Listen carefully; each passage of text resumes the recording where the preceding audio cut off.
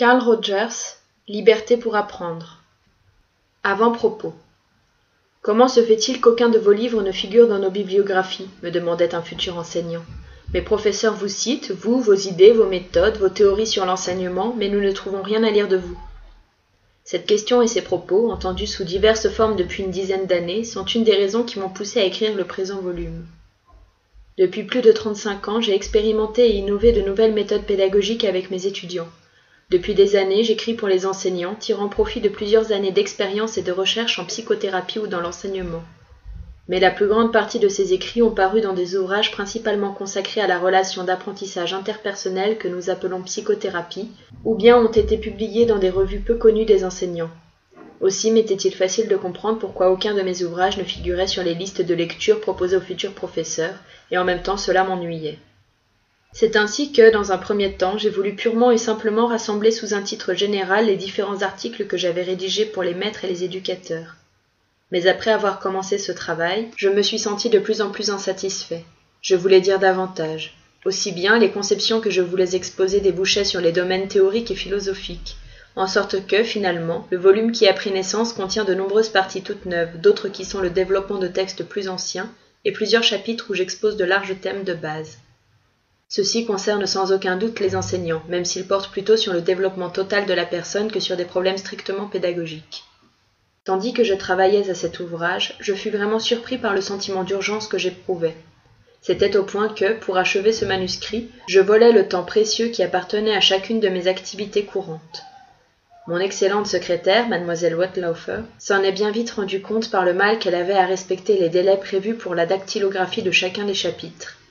Cette impression d'urgence m'intriguait. Me sentais-je chargé d'une mission ? Me revenait-il de sauver l'enseignement ? Je ne le pense pas, encore que ce soit au lecteur d'en juger. Pour moi, ce sentiment d'urgence dérive sans doute de mon désir d'aider de toutes mes forces les maîtres et les éducateurs dans un moment de crise particulièrement saisissant. L'enseignement se trouve aujourd'hui confronté à des remises en question incroyables, inconnues jusqu'à présent et plus graves que jamais. Je suis convaincu que de la solution du problème pédagogique dépend pour une grande part la réponse à la question de savoir si l'humanité va aller de l'avant ou bien va se détruire, abandonnant la Terre à ces rares êtres vivants qui peuvent résister à la bombe atomique et à la radioactivité. Permettez-moi d'exposer en quelques mots certains des problèmes qui me préoccupent. Est-ce que notre système d'enseignement est à même de préparer les individus et les groupes à vivre heureux dans un monde caractérisé par un changement constamment accéléré ? Ou bien est-ce là une adaptation trop difficile à réaliser pour l'être humain ? Ou bien est-il impossible à l'enseignement d'atteindre un objectif tellement étranger à son passé ? Je l'ignore. Est-ce que notre système d'enseignement est à même de remplir son principal rôle et de résoudre les tensions raciales qui deviennent chaque jour plus explosives ? Ou bien faillirons-nous à cette tâche essentielle et aboutirons-nous à la guerre civile ? Je l'ignore.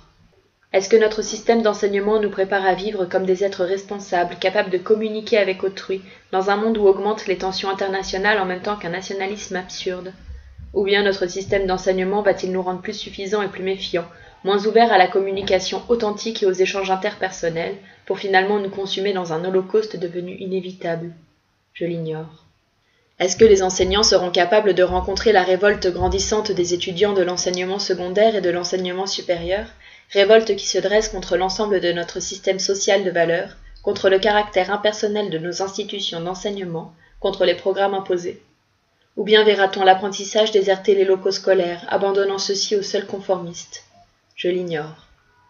Est-ce que notre système d'enseignement sera capable dans son ensemble d'entrer en prise directe avec les problèmes concrets de la vie moderne, alors qu'il s'agit de l'institution la plus traditionnaliste, la plus conservatrice, la plus rigide, la plus bureaucratique de notre temps, et j'emploie ces termes dans un dessin purement descriptif, sans porter de jugement ? Ou bien ce système continuera-t-il à subir l'incroyable pression sociale qui le confirme dans le conformisme et la régression, sans compter son traditionnalisme propre ? Je l'ignore. L'enseignement ne sera-t-il pas repris en charge par des sociétés à but lucratif, plus capables que lui d'initiative, plus à même que lui de répondre à la demande et aux besoins de la société, mais aussi plus soucieuses de fabriquer et de vendre la quincaillerie didactique ? Je l'ignore.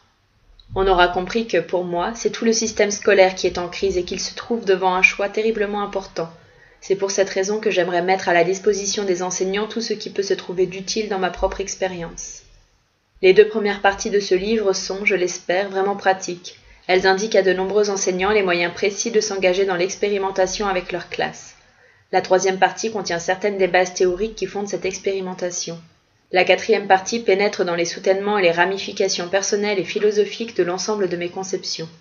La dernière partie et l'épilogue ramènent le lecteur assez brutalement sur Terre en lui proposant le moyen de faire aboutir un changement autodéterminé dans une institution scolaire et de planter les premiers jalons de ce programme. Je pense qu'à travers tout ce livre, il apparaîtra que je fais fond sur la sagesse et le potentiel de l'être humain, à condition que ce potentiel puisse être libéré, pour faire surgir avant qu'il ne soit trop tard ces changements si désespérément nécessaires dans notre système d'enseignement. J'ai commencé ce volume alors que j'étais membre de l'Institut des sciences du comportement des États de l'Ouest. En 1968, plusieurs membres dirigeants de cet institut ont créé, avec d'autres personnes, le Centre pour l'étude de la personne, afin d'atteindre encore mieux nos objectifs. C'est ainsi que les membres de l'Institut dont je parle au 3e chapitre sont actuellement associés au Centre pour l'étude de la personne, auquel je me réfère dans la 5e partie. J'exprime toute ma gratitude à Mademoiselle Phyllis K. Wetlaufer pour ses recherches et la copie de mon manuscrit, à Mademoiselle Alice Elliott qui m'a aidé dans l'établissement de la bibliographie et des notes, à Monsieur André Howe qui a dressé l'index des sujets. Je suis très heureux que ce volume paraisse dans la collection Studies of the Person aux éditions Charles E. Merrill Publishing Company. Peut-être pourra-t-il contribuer à valoriser le respect de l'humain, ce qui constitue précisément un des objectifs de cette collection. J'espère qu'il jettera quelques lumières sur la personne en tant qu'elle est un être qui apprend, lumière dont les incidences au plan social me paraissent évidentes.